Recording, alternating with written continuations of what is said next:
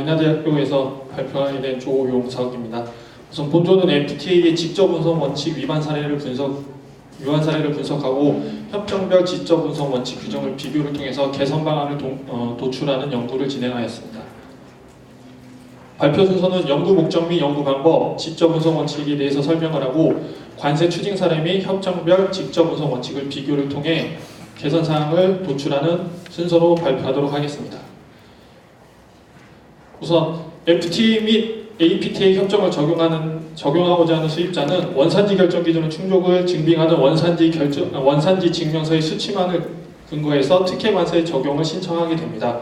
하지만 과세관청의 사후 검증에 의해서 직접 운송 원칙의 미충족으로 추징 사례가 급증하고 있는 것을 확인하였습니다. 이는 직접 운송 원칙을 간과한 채 특혜 관세를 적용한 원인이기도 하였습니다. 그리고 또한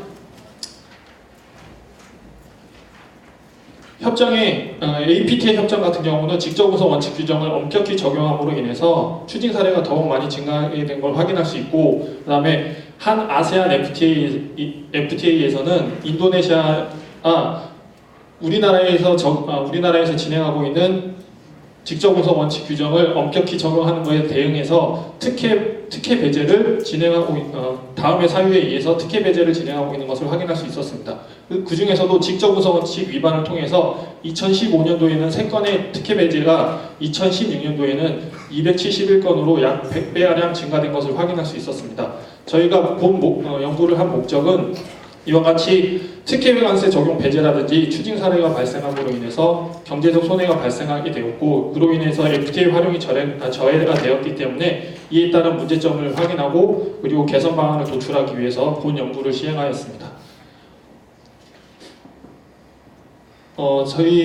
저희가 연구한 다음과 같은 연구에서는 한 아세안 FTA 및 APTA 협정에서 규정한 직접 운송 원칙에 대해서 확인을 한 다음, 그 다음에 직접 운송 원칙의 위반 사례에 대해서 분석을 하고 중국이 체결한 중아세안, 그 다음에 중싱가포르 FTA와 직접 운송 원칙을 비교를 통해서 개선 사항을 도출하는 연구를 다음과 같은 방법에 의해서 진행하였습니다. 그럼 직접 운송 원칙에 대해서 잠깐 설명을 드리면, 직접 운송 원칙은 제3국에서 원산지 세탁을 방지하기 위해서 수출 당사국을 출발해서 제3국을 거치지 않고 곧바로 수입 당사국으로 운송되는 경우에 한해서 특혜를 제공한다는 원칙입니다. 하지만 간주 규정을 규정하고 예외적으로 지리적 운송상의 이유로 운송이 제3국을 경유한 경우에도 직접 운송 원칙으로 인정을 해줍니다. 다만 이 경우 통과선언증권 및 비조작 증명서를 제출해야 되는 경우가 있습니다. 다음은 관세 추징 사례입니다. 저희가 한 아세안 FTA와 관련해서 추징 사례로는 직접 운송 원칙 증빙 서류인 통과선언증권 미제출로 협정 관세를 적용 배제한 사례가 있었습니다. 이와 같은 물품은 캄보디아에서 추출한 물품이 베트남을 경유해서 한국으로 수입되었는데 통과선언증권을 제출하지 못하여서 관세를 추징한 사례였습니다. 그 다음에 APTA 협정에서는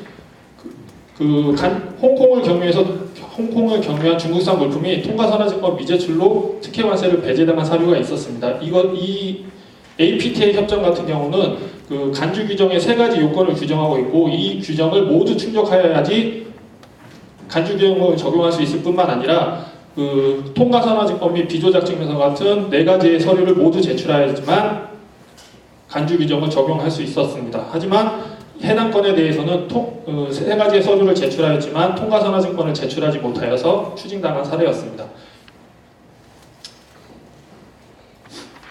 다음은 한 아세안 FTA와 중아세안 FTA를 서로 비교하여 보았습니다. 공통점은 그냥 보시는 바와 같고요. 차이점은 한 아세안 FTA는 수출 당사국과 수입 당사국이라는 용어를 규정을 하였지만 중아세안 FTA는 회원국 또는 비회원국이라는 개념을 적용하였습니다. 이는 저희가 한 EU FTA에서 보는 바와 같이 회원국 내에서 물품이 이동하더라도 직접 운송 원칙을 위배하지 않는 것으로 보기 때문에 저희가 직접 운송 원칙을 중아세안 FTA 협정 같은 경우로 완화한 그러한 규정이라고 볼 수 있었습니다. 한 싱가포르 FTA와 중싱가포르 FTA를 비교했을 때에는 중싱가포르 FTA 같은 경우 환적 기간을 3개월 이내로 제한하고 용어의 정의를 명확히 했기 때문에 FTA를 효과적으로 적용할 수 있다라고 볼 수 있었습니다. 다음은 개선 방안입니다. 저희가 협정을 비교하고 그리고 비교한 결과 협정의 규정을 명확히 해야 된다라는 저희가 결론을 도출하였는데요. 그 이유는 저희가 한 아세안 FTA 같은 경우는 그 비조작 증명서에 대해서 선사 및 항공사에서 발행한 사전에 발행하고 서명한 그 비조작 증명서로 대체 가능하다라고 규정을 해놨습니다.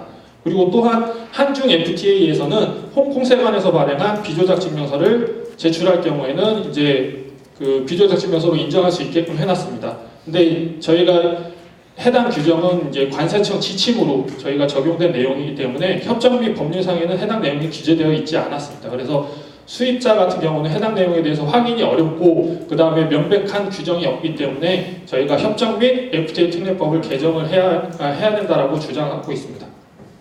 다음은 통과선화증권입니다. 저희가 통과선화증권을 발행하기 위해서는 복합운송 주선인이 이제 두 가지 이상의 운송수단에 대해서 담보를 제공해야 되는데 이와 같은 경우가 어렵고 그 다음에 추가 비용이 부담되기 때문에 통과선화증권이 발행이 잘 되지 않습니다.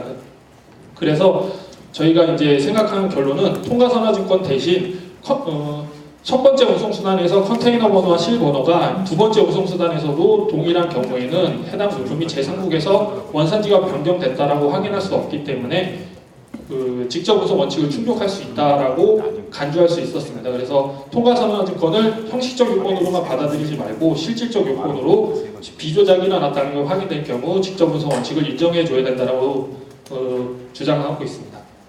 그다음에 FTA 특례법 31조에서 규정하고 있는 원산지 등 사전 심사에 대해서 저희가 그 직접 운송 원칙에 대해서 사전 확인하고자 하는 규정이 없었습니다. 그래서 따라서 해당 직접 운송 원칙에 대해서 정리해 주세요.